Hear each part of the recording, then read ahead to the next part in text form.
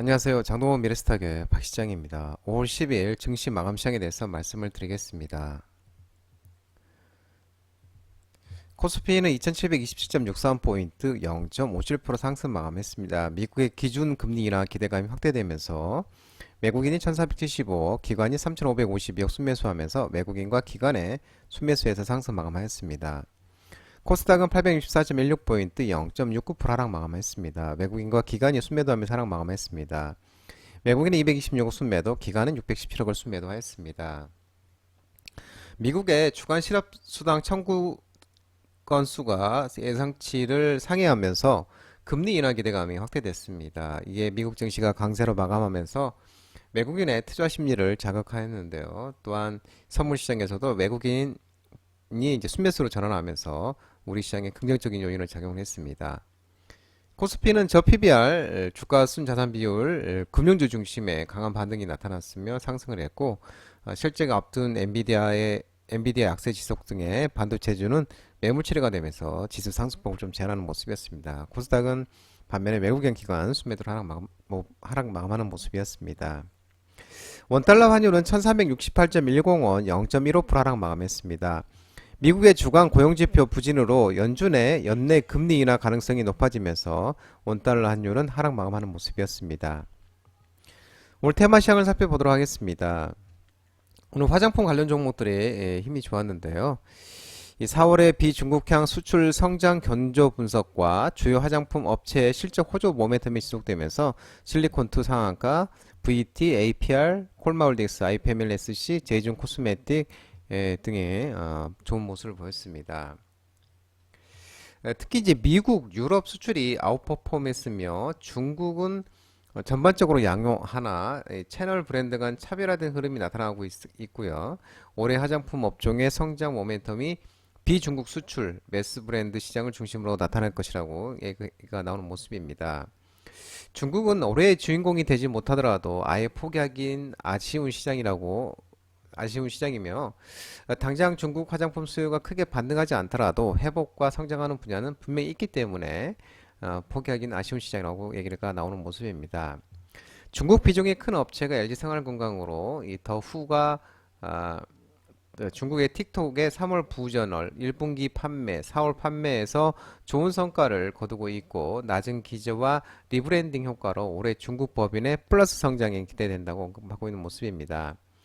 중국 관광객 회복 기대감이 커지고 있으면서 또 최근 아모레퍼시픽, LG생활건강, APR, 실리콘투, 아이패밀리시 등 화장품 업체들의 양호한 실적을 발표한 것도 긍정적으로 작용하는 모습입니다. 전선 전력설비 관련 종목들이 오늘 또 좋은 흐름을 나타냈습니다. 전력산업 확장 사이클 장기간의 지속 기대감 소식에 강원전선, 대원전선, 일진전기, 재롱전기, 재롱산업 등 전선 전력설비 관련 종목들이 움직임이 좋았는데요. 2024년 전력산업 올해 초호황기를 누리고 있다고 발표가 나오고 있으면서 AI의 등장으로 신규 데이터 센터가 필요해지고 이 노후화된 인프라 교체 사이클이 도래하고 있고 신재생에너지 발전소 등 전력 설비 수요가 급증했기 때문인 것으로 분석하고 있는데 특히 15년 만에 이 도래한 이번 이 전력 산업의 확장 사이클은 과거보다 더 강력한 것으로 판단한다면서 이번 사이클이 이 교체 수요뿐만 아니라 데이터 센터와 신재생에너지 등 신규 수요가 함께 반영되고 있기 때문이라고 밝히고 있습니다. 과거 교체 사이클이 최소 6년간 지속된 것을 감안하면 이번 사이클은 적어도 2029년까지는 이어질 걸 가능성이 높다고 밝히고 있는 모습입니다. 모바일 게임 관련 종목들이 오늘 간만에 또 반등이 나오는 모습이었습니다. 1분기 양호한 실적 발표 속에 게임 업황 턴어라운드 기대감이 지속되면서 펄어비스, NC소프트, 데브시스터즈, 넷마블, 플레이드, 넥슨게임즈 등 모바일 게임 관련 종목들의 움직임이 오늘 또 괜찮았습니다. 최근 부진한 모습을 이어오던 게임주들이 실적 개선과 신작 기대감이 지속되면서 반등세를 보이고 있는데 금일 오늘 이제 NC소프트 24년 1분기 실적 발표를 했는데 이 NC소프트의 주가가 자사주 매입, 자회사 분사, 인력 구조 등의 경영 쇄신 소식 등에 급등하고 있는 모습입니다. 이 매출액은 전년 대비 16.88% 하락, 영업이익도 전년 동기 대비 68.48% 하락, 순이익도 전년 동기 대비 49.97% 하락을 했지만 앞서 말씀드린 것처럼 자사주 매입과 자회사 분사, 인력 구조 조정 등의 경영 쇄신 소식에 급등하는 모습이었습니다. 이 펄어비스도 올해 1분기 연결 기준이 매출이 전년 동기 0.36% 하락, 영업이익은 전년 동기 대비 46.25%, 순이익이 36.27%로 1분기 영업 적자를 기록할 것으로 전망됐지만 흑자 전환하면서 시장 예측치를 또 웃도는 모습이었습니다. 이 펄어비스가 하반기에는 또 그 해외 게임 전시회 게임스컴에 참가해서 신작 붉은 사막의 시험 버전도 선보일 계획이고 차기작 도깨비의 개발도 박차를 가하고 있고 2부 지식재산권 IP 기반 신규 프로젝트 준비도 속도를 내고 있는 모습이면서 신작 기대감도 커지고 있는 모습입니다. 아울러 넷마블도 전일 장마감 1분기 실적 발표를 했는데 전년 동기 대비 2.85% 하락, 영업이익은 전년 동기 대비 흑자 전환을 했었고요. 순손실은 전년 동기 대비 적자가 지속되어 있습니다. 영업이익이 흑자 전환으로 돌아섰고 어, 시장 전망치 대비 흑자 전환한 수치인데요. 이 또한 넷마블이 신작 나 혼자만 레벨업 이 어라이즈를 이 글로벌 출시했는데 78개국 애플 앱스토어에서 인기 1위를 차지했고요. 또 해당 게임 글로벌 누적 조회수가 143억 뷰를 기록한 앱트론 원작으로 한 MMORPG 다중 접속 역할 수행 게임으로서 이 사전 등록자가 1,500만을 돌파하는 등 흥행 기대감이 확대되고 있습니다. 하이브 지분 110만 주를 2,198.9억 원으로 자기 자본 대비 4.33%를 처분하기로 결정했습니다. 이외에도 이제 최근 이메이드, 데브시스터 등도 1분기 기대치를 웃도는 실적을 발표를 했고 컴투스도 이날 영업이익 흑자 전환을 했다고 밝힌 모습입니다. 시장에서는 이제 올해 게임사들의 실적이 상저하고 흐름을 보일 것이며 상반기 실적은 부진할 수 있지만 하반기 신작이 나오면 영업이익이 점차 개선될 것으로 전망하고 있는 모습입니다. 로봇 관련 종목과 지능형 로봇 AI 관련 종목들이 일부 아침에 상승했으나 차익 실현에 나오면서 밀리는 모습이었습니다. 삼성전자가 자율주행 대신에 로봇 연구에 집중한다는 계획 소식에 에브리봇, 이렌시스, 아제네스텍, 휴림로봇, 레인보우 로보티틱, 그다음에 BQ AI 등 로봇 관련 종목들이 움직임이 있었는데요. 삼성전자가 이 반도체 이 부문의 선행 연구를 담당하는 SAIT는 이 삼성 종합기술원인데요. 이 SAIT 연구과제에서 자율주행은 이제 제외하기로 최종 결정을 했다고 전해지고 있습니다. SIT는 자율주행 소프트웨어 연구에 투입했던 개발 인력을 로봇 인텔리전스 연구로 전환해서 휴머노이드, 인간형 로봇을 비롯한 미래 로보틱스를 연구를 진행할 계획이고 디바이스 개업, DX 부분 쪽에는 선행 연구 개발, R&D를 조직해서 삼성 리서치도 현재 자율주행 관련 연구를 진행하지 않아 이번 결정으로 삼성전자의 자율주행 관련 연구는 사실상 중단되어 있습니다. 현재 이 삼성 리서치도 활발히 로봇 관련 연구를 진행 중인데 SIT도 삼성 종합기술원 SIT도 로봇 인텔리전스 연구에 가세하면서 삼성전자의 로봇 연구에 시너지가 날 것으로 관측이 나오고 있는 모습입니다. 이 산하의 로봇 센터를 운영 중인 삼성 리서치가 지난해 미국 엔비디아의 자율주행 로봇 전문가인 군정혁 매니저를 또 상무로 영입한 바 있었습니다. 미용기기 올해 1월부터 4월까지 가정용 미용기기 수출 역대 최대 소식에 하이로닉, APR, 비올 등 관련 종목들의 움직임이 있었습니다.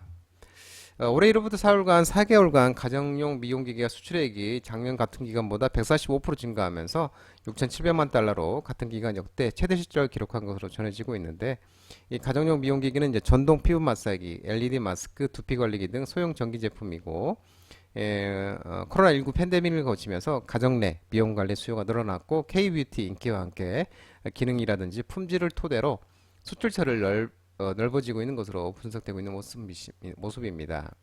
올해 또 1월 살에서 올해 1월에서 4월 모두 91개국에 수출돼 같은 기간 가장 많은 나라로 팔린 것으로 나타났고 작년부터 미국이 일본을 제치고 최대 수출로 부상했으며 미국을 포함한 주요 상위국 모두 큰 폭의 수출 증가세를 보였다고 설명하고 있는 모습입니다. 비수기에도 글로벌 해운 운임 지수 상승기 진입 기대감 지속에 해운 관련 종목들의 움직임이 있었는데요. HMM, 대한해운, 흥하해운, 페노션 관련 종목들의 움직임이 있었습니다. 이 불안정한 중동 정세에도 홍해 항로 정상화가 지연되면서 글로벌 해운 운임이 상승세로 돌아서고 있고 2분기는 해운업계 전통적인 비수기이지만 중동 분쟁이 이제 길어지면서 길어지는 전망에 이제 해운 성수기가 시작하는 3분기를 앞두고 선박 확보 경쟁 분위기가 조정되면서 이 해운 관련 해운 운임 지수가 상승하고 있는 모습입니다. 윤 대통령 기업 밸류업 지원 방안 지속 추진 발언 등의 저PBR 관련 종목들의 움직임이 있었습니다.